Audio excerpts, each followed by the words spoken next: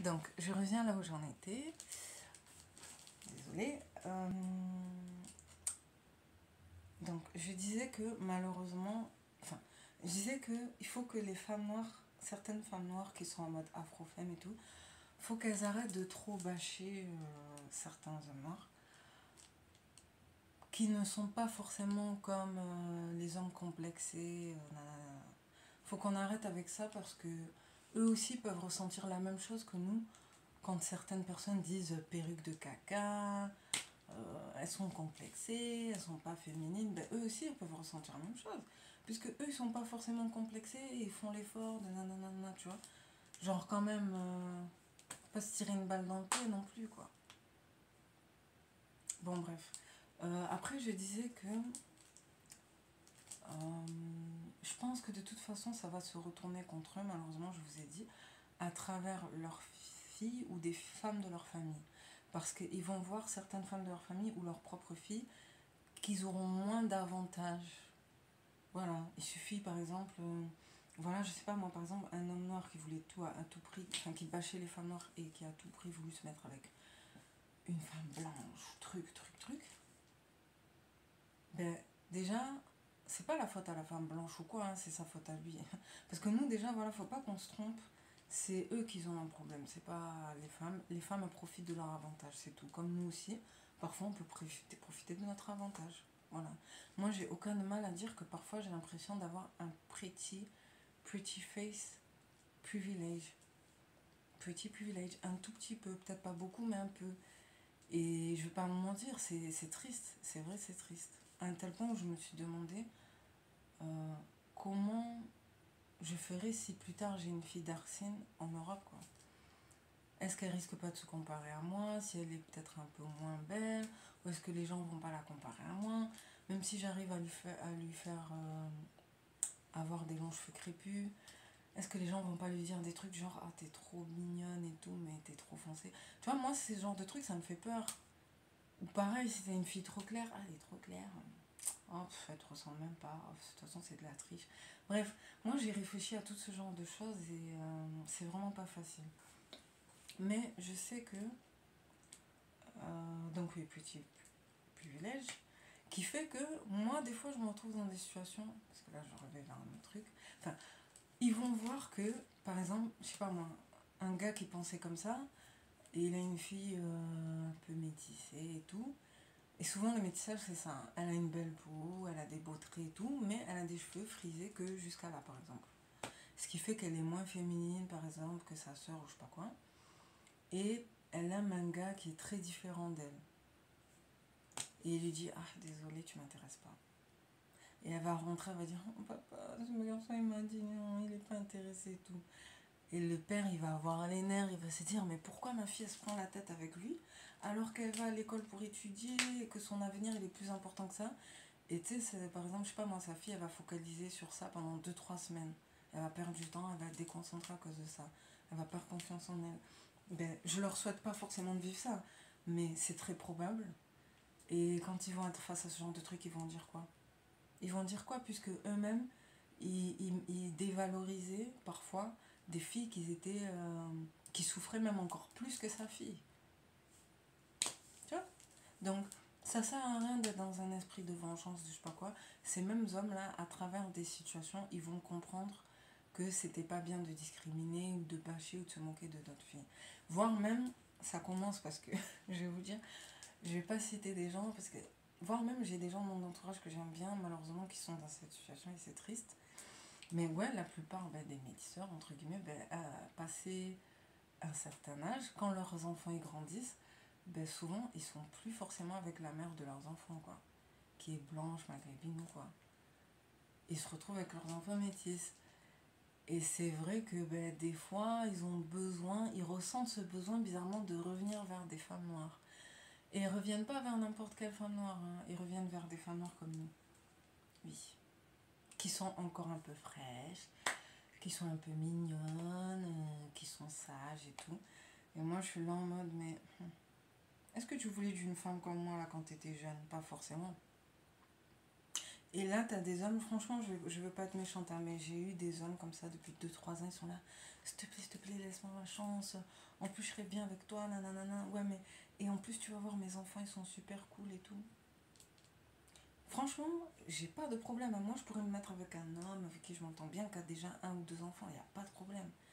Mais je suis en mode.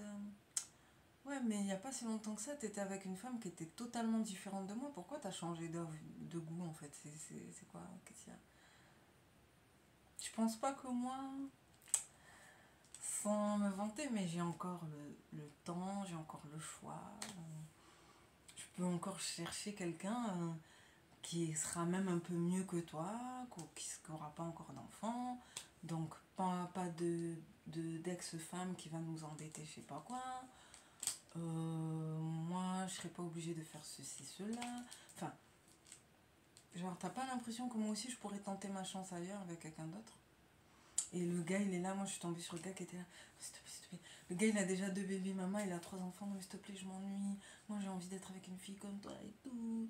Tu sais, avant, j'étais pas comme ça, mais maintenant, je suis devenue panafricain. J'ai ouvert les yeux. Et nanana. Limite, le gars, il s'est repenti. Mais t'inquiète pas, y a pas de problème. N'aie pas honte de ton passé. Par contre, moi, j'ai encore la possibilité de faire des choses, en fait. Donc, pardon, laisse-moi vivre encore un peu, franchement. Genre, laisse-moi choisir encore un peu. J'ai encore la possibilité. Et il y en a, ils le prennent mal.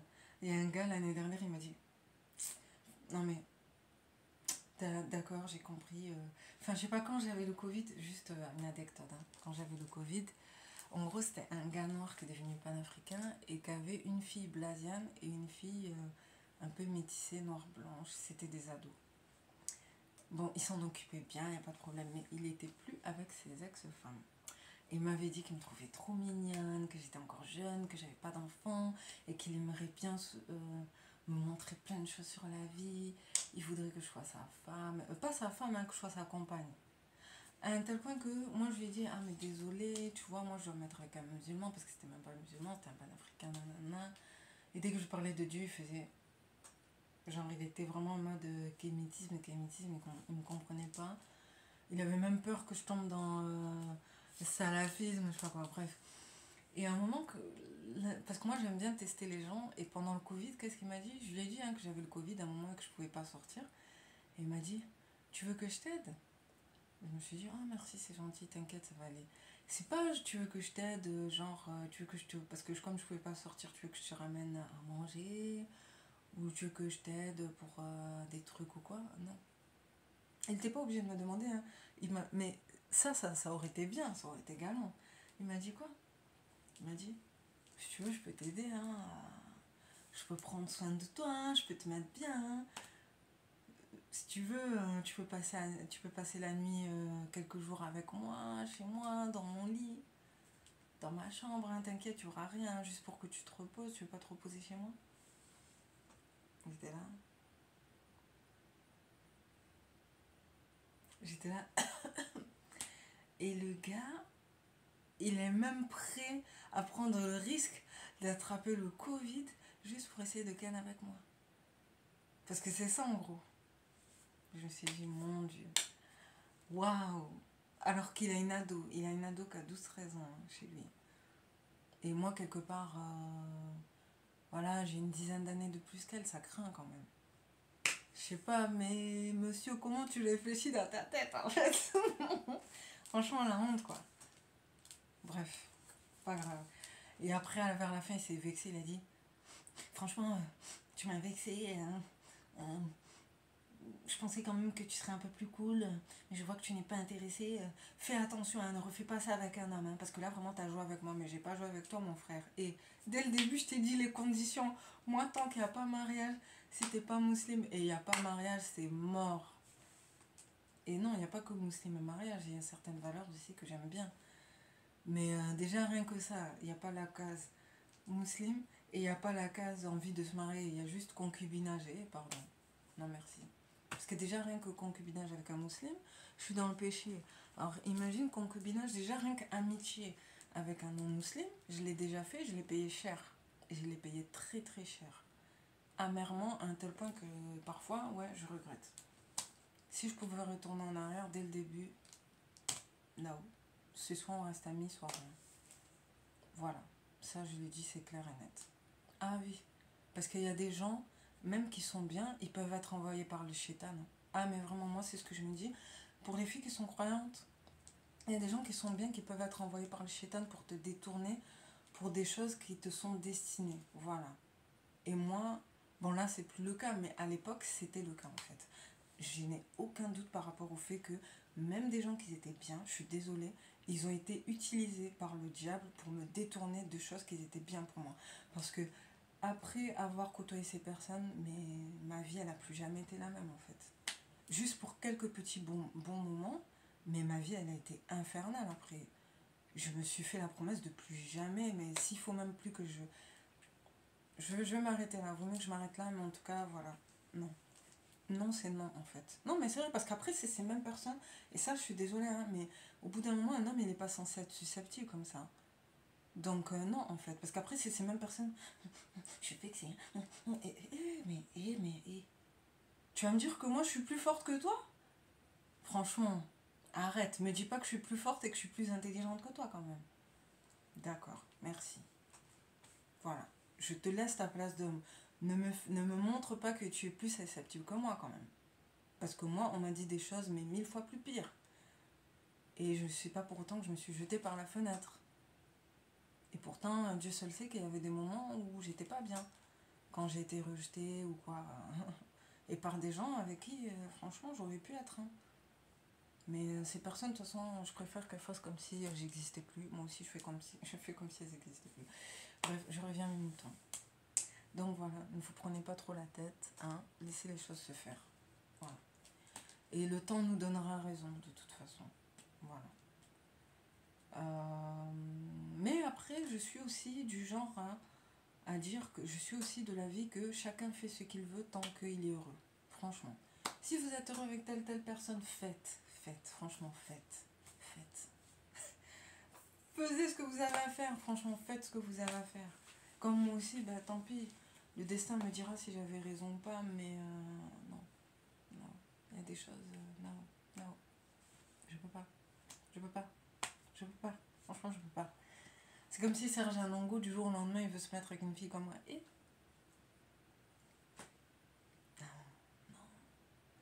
non, te rabaisse pas ça. Franchement, te rabaisse pas ça. Bref, franchement, sans me surestimer, mais quand même, j'ai eu des hommes comme ça, des papas, hein, des papas, des tontons, qui avaient déjà des grands enfants. Ils viennent, elle est mignonne, et de toute origine. Hein. Franchement, je ne vais pas citer, mais de toute origine. Si je vous cite. Bon. Non, vraiment de toute origine. Allez. J'ai eu 2-3 papas africains. Un papa français de souche qui s'était mis avec. Bon, lui, non, c'est pas français de souche, c'est espagnol un peu. Bon, il s'était mis avec une femme congolaise et sénégalaise, ça n'a pas trop marché. Et là, en fait, il regrette parce que, en gros, il aimerait bien être avec une jeune fille comme moi, mais moi, je le vois comme un oncle, en gros. Donc, je peux pas faire ça. Et j'ai même gardé ces filles quand elles étaient petites, donc je peux pas faire ça. Et il y avait même d'autres tontons, d'autres hommes âgés. Hein, et c'était vraiment gênant en fait.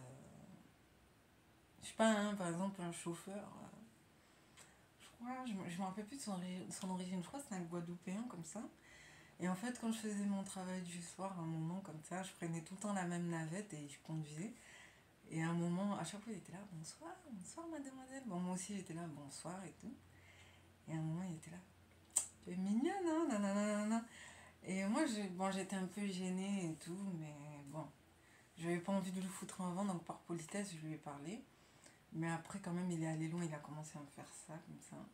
Alors que je sortais du travail et j'étais fatiguée. Hein. Il commençait à me faire ça, comme ça. Et après, il voulait me faire. Après, je vais, désolée, excusez-moi. Après, il a dit, bon, au moins le numéro de téléphone, Et j'avoue, je lui ai donné mon numéro de téléphone, ce qui fait que je l'ai toujours sur WhatsApp. Mais quand même, lui, il m'a laissé tranquille. Franchement, il m'a pas harcelé. Il était quand même très respectueux, il m'a pas harcelé. Mais les autres tontons là, eux là, franchement, laisse tomber. Et il y en a, des fois, ils sont déjà casés. Hein. Ils font genre, Ma femme elle vient de me laisser avec les enfants, je me sens seule. Franchement, ayez un peu honte quand même, ayez un peu honte. Surtout quand c'est des hommes qui n'étaient pas avec des femmes noires, franchement, la honte quoi. Genre vers la quarantaine, tu es rabaissé à devoir te mettre avec des femmes que tu calculais même pas à l'époque. Bon, bref, parenthèse fermée. Je reviens là où j'en étais. Je voulais parler aussi de l'expatriation. Ou sinon, après, il y a une autre personne aussi que j'ai vue chez les aides de maison. Il s'appelle Mavinga Yafouli, je crois, quelque chose comme ça. Après, je connais les autres aussi, hein, genre greffier, aliénation suprême. Je les ai vus. J'ai entendu 2-3 personnes parler de moi. Et j'aurais pu venir dans leur live, mais vu comment ils bâchent les gens, franchement, j'ai pas envie. J'ai pas envie, donc j'avoue, je préfère expliquer mes projets, tout ça en vidéo, parce que j'ai pas envie d'aller passer un sale quart d'heure là-bas. Non, merci. J'étais y allée 2 fois à l'époque et c'était suffisant. J'étais y allée sur un live sur Ise et Aya Nakamura et un autre live sur les hommes sont tous infidèles, un truc comme ça. Voilà. Et ça s'était très bien passé, mais je préfère m'arrêter là parce que là, ces temps-ci, ils bâchent tout le monde. Même les gens bien, ils les bâchent et franchement, j'ai pas envie. Mais j'ai vu, pardon, sorry, j'ai vu un Mavinga Yafouli où il y a Luffy. Je pense que c'est un Congolais, ben, il est très charmant, il est mignon, il s'exprime bien. Et j'étais choquée, franchement, j'étais choquée. Je crois que c'est la 3e fois, je l'avais déjà vu à l'époque. Et j'ai l'impression que c'est le genre de gars, il rigole des fois, mais il n'arrive pas non plus à être comme les autres en fait. Il est pas vraiment, ça se voit qu'il n'est pas du genre à taper sur les noirs quoi. Et c'est dommage parce que j'ai l'impression qu'il est en train de se transformer en mec de maison en fait. Et c'est trop dommage parce que voilà, moi j'aurais plus vu chez Bakem ou Guerrier Solide. Mais après, s'il se reconnaît plus à travers les trucs des aigles de maison, bah tant pis, c'est pas grave. Mais je trouve que c'est dommage quand même, franchement.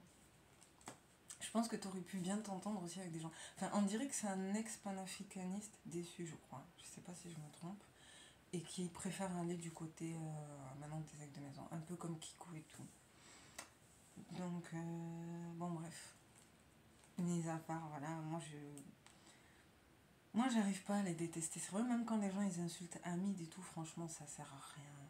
Au contraire, moi, je trouve qu'il dit il dit les choses de façon claire. Et ça nous fait réfléchir, en fait. Après, c'est vrai que de là à dire négresse, café, négresse, c'est bas. Franchement, c'est nul. C'est gamin. Mais c'est important quand même d'entendre des gens qui disent des choses vraies. C'est intéressant. Moi, je trouve qu'on devrait le laisser. Et même, je trouve que même, il y a des choses qu'il dit sur le mariage et tout. J'ai entendu, c'est intéressant. Hein. Bon, bref.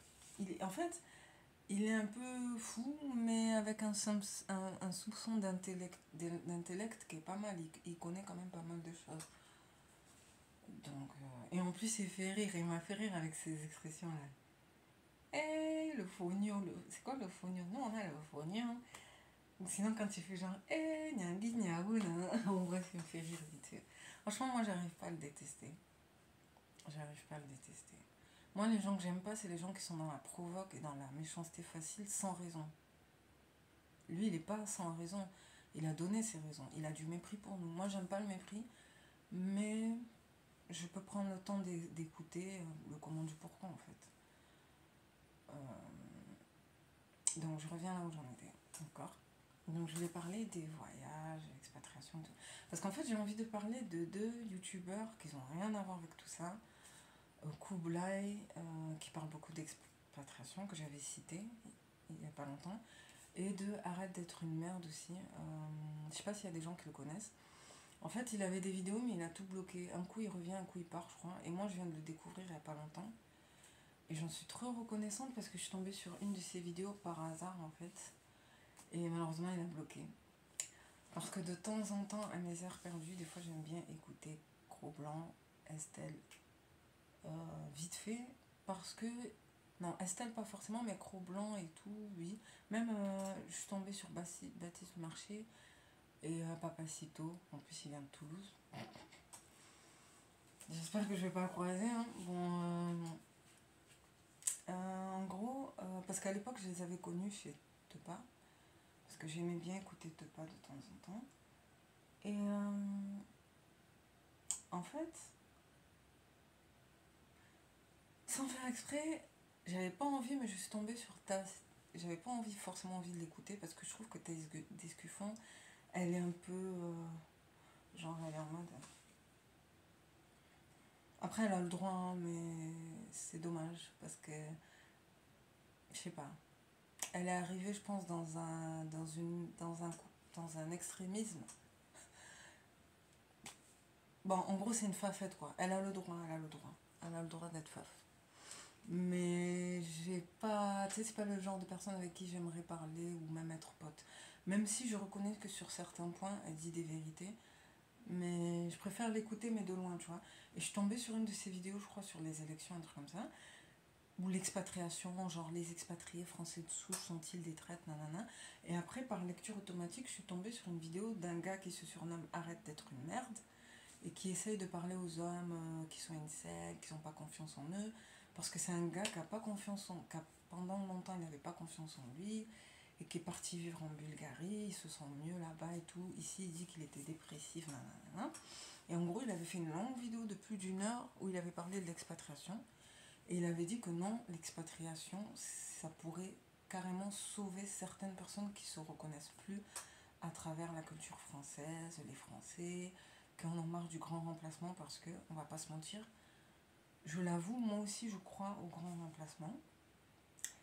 Et dans le sens où je m'inquiète pour la France, mais je m'inquiète aussi pour les halogènes, je m'inquiète aussi pour les gens comme nous, que ce soit nord-africains, même asiatiques, même comme africains, tout ce que vous voulez, nord-africains, en fait, qui risquent de plus en plus de souffrir parce qu'on va leur faire comprendre qu'ils ne sont pas chez eux. Moi, je l'avais dit, hein, qu'il y aurait des séparations intracommunautaires entre gens très intégrés et gens ghettoisés, et aussi qu'à la fin, les Français de souche, pardon, ou même les Européens de manière générale, dans d'autres pays, feraient comprendre aux gens halogènes qui ne sont pas chez eux tout court. Que vous avez beau ne pas vous entendre entre vous, nous on vous voit juste comme des étrangers. Et on veut, si possible, qu'une grande majorité de vous parte en fait. Voir tout le monde. Vérité que certaines personnes n'aiment pas entendre, mais c'est une réalité. Et c'est pour ça que moi je préfère être réaliste. Moi je fais pas un rejet de l'intégration. Moi j'ai juste envie d'être réaliste. Parce que je l'ai même vu dans ma vie en fait. Que j'ai pas forcément vécu de racisme frontal, mais j'ai vécu des discriminations. J'ai pas été traitée de la même façon que d'autres personnes. Donc, je ne suis pas française. Je suis une noire qui a grandi et qui est née, qui a grandi en France. Parce que je n'ai pas été traitée de la même façon que d'autres personnes qui étaient purement françaises, voire juste européennes. C'est une réalité. Que ce soit dans mon parcours scolaire, entretien d'embauche et tout. Parfois, je cherchais même à beaucoup travailler. On me proposait des trucs par-ci, par-là. Alors que d'autres personnes, on leur proposait d'autres choses en fait. C'est une réalité. Voilà. Donc moi, je suis juste réaliste en fait. Je fais pas un rejet de quoi que ce soit, je suis juste réaliste. Et donc ce gars, il a parlé de ça. Et moi, je me reconnaissais beaucoup à travers son discours. Kublai aussi, je me reconnais beaucoup à travers lui. Je vais même vous montrer un passage vite fait. Bon, après, ils sont peut-être un peu extrêmes. Par exemple, Kublai, il dit l'enfer français. Nanania. Bon, il est un peu extrême. En plus, c'est quelqu'un qui est largement plus de légitimité à vivre ici. Et il a fait le choix d'aller vivre en Russie, en Extrême-Orient russe. Donc à la frontière avec... en Eurasie, quoi, à la frontière avec la Chine, me semble. Donc, je vais vous montrer un passage de ce qu'il a dit. Et bizarrement, j'ai pas mal de points communs avec lui.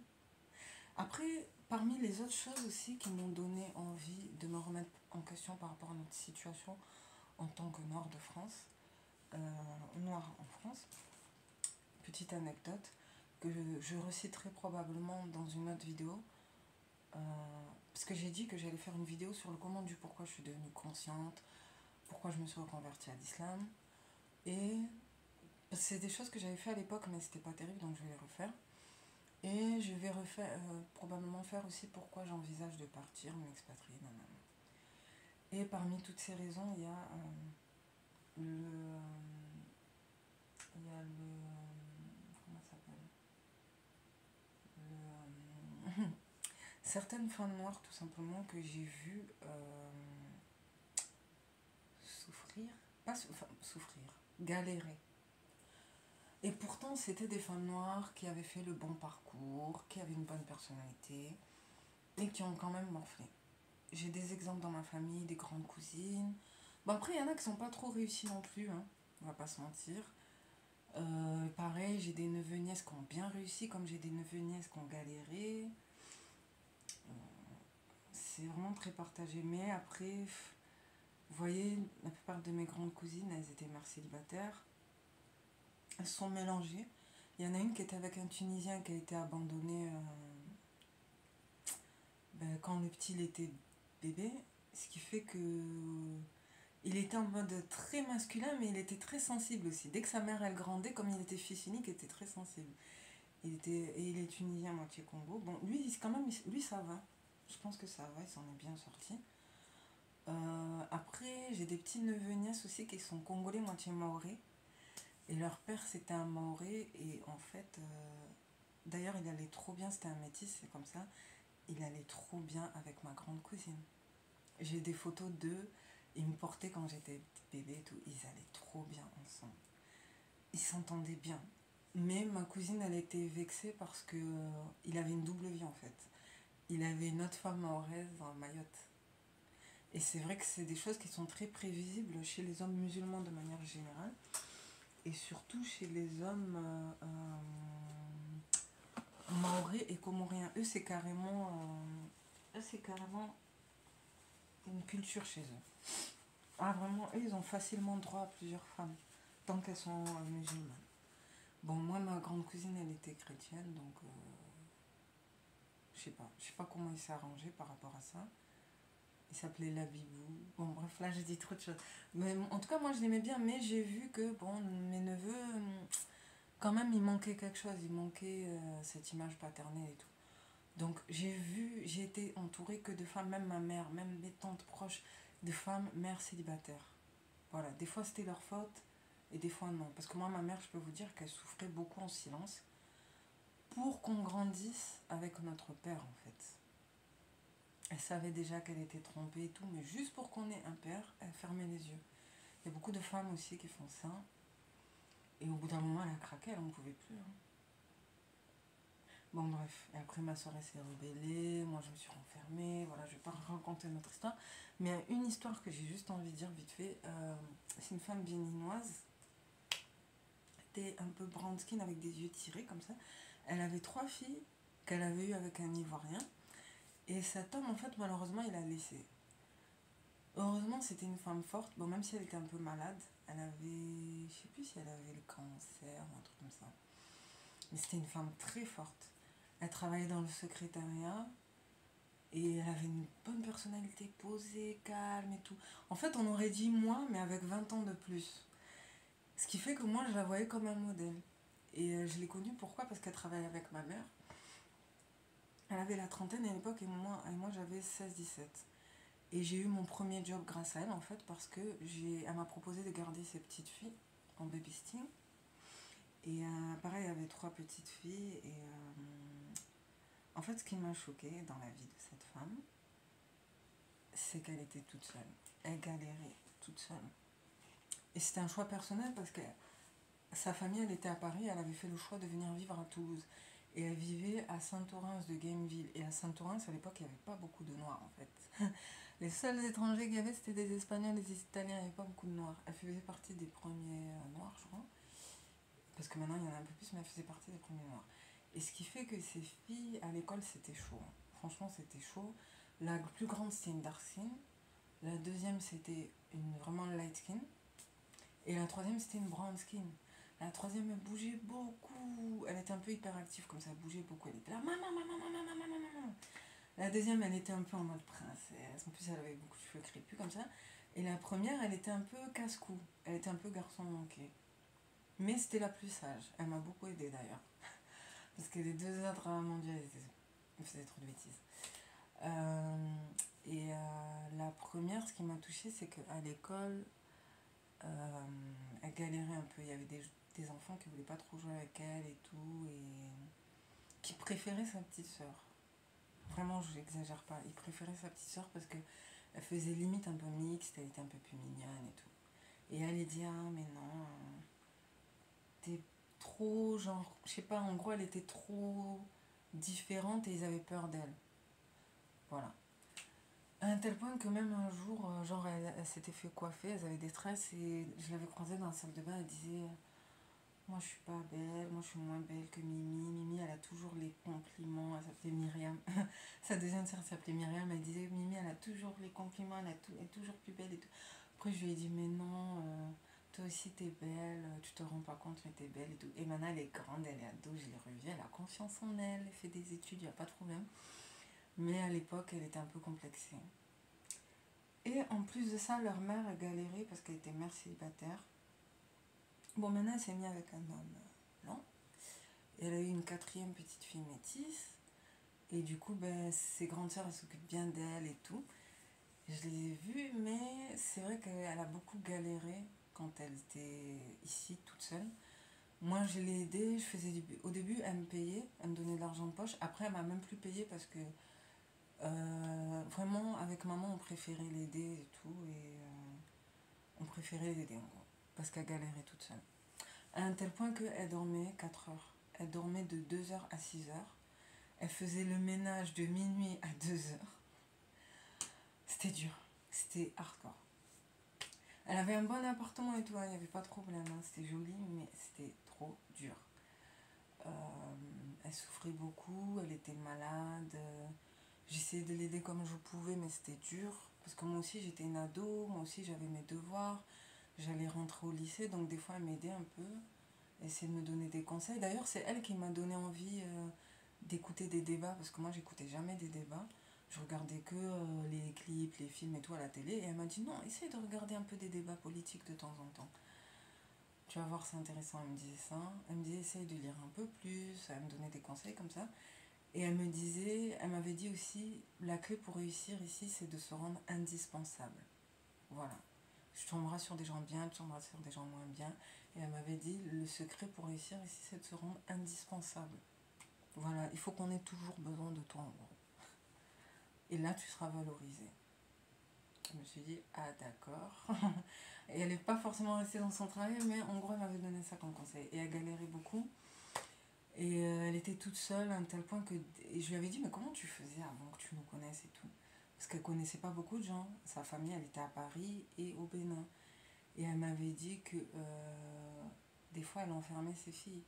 Parce que babysitting, c'était trop cher et tout. Des fois, elle enfermait ses filles. Hein. C'était chaud.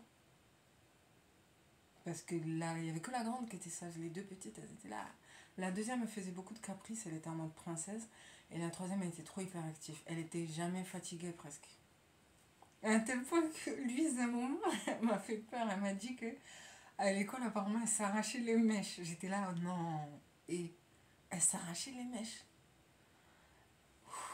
Elle était trop hyperactive. Même moi, d'ailleurs, elle m'appelait maman des fois. Je trouvais ça trop mignon. Elle était là, maman, maman, maman, fais ça.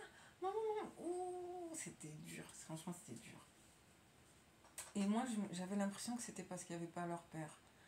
À un tel point que des fois, elle était obligée de les gronder. Parce que comme il n'y avait pas de père, ben, des fois, quand elle était vraiment énervée, elle était obligée de s'imposer parce que sinon, elle les écoutait pas. Hein. Et moi, je me suis dit, ça m'a un peu choquée parce que je me suis dit que, mais quand même, elle aurait moins souffert si elle aurait sa famille. Par exemple, si elle serait en Afrique, elle aurait toute sa famille autour d'elle. Alors qu'ici, elle était isolée. Avant de nous connaître, elle était isolée. Et comme on dit, il y a un proverbe africain qui dit que pour élever même ne serait-ce qu'un enfant, il faut tout un village. Et c'est vraiment vrai. C'est vraiment vrai parce qu'elle, dans ce cas, quand même, elle aurait un peu moins souffert si elle aurait eu tout un village autour d'elle, toute sa famille. Bon, après, niveau carrière, il n'y a pas de problème, hein, mais au niveau des hommes, elle a un peu galéré. Et au niveau des enfants, ben, c'était chaud. Surtout à l'époque, parce que maintenant ça va, mais à l'époque c'était chaud. Et bon, on est toujours en contact, maintenant ça va, elle est plus heureuse, elle est devenue très croyante, elle va dans des trucs chrétiens évangélistes. Bon, moi je leur ai dit que j'étais reconvertie, elles étaient là. Elles ont essayé de me parler de Jésus et tout, mais je leur ai dit, mais je suis en islam, nanana. Mais je les ai écoutées quand même. Donc voilà, voilà, une petite anecdote. Et qui fait que, à partir de ce moment-là, j'avais 16-17, j'ai commencé à me poser des questions. Pourquoi je suis là? Qu'est-ce que je compte faire? Est-ce que je me vois comme ça dans 20 ans? Est-ce qu'il n'y a pas moyen d'aller revivre en Afrique? Nanana, même si je suis née ici. Je me posais toutes ces questions. Parce que j'avais l'impression que même elle, une femme noire qui avait réussi, entre guillemets, social, au niveau de la carrière et tout, elle n'était pas forcément heureuse en fait. Maintenant, elle est heureuse. D'ailleurs, elle vit en Suisse maintenant. Mais c'est dur. Franchement, c'est dur. C'est dur. C'était dur. Par exemple, je me rappelle quand elle était avec son nouveau compagnon blanc, français. Ben, par exemple, des fois, lui voulait mettre de la musique classique dans la voiture. Elle voulait mettre de la musique un peu plus de jeunes. Bref, c'était. Et moi, quand je voyais ça, je me disais, mais. Donc, tu vas me dire, quand elle était avec un homme noir, son homme noir, il a malmené,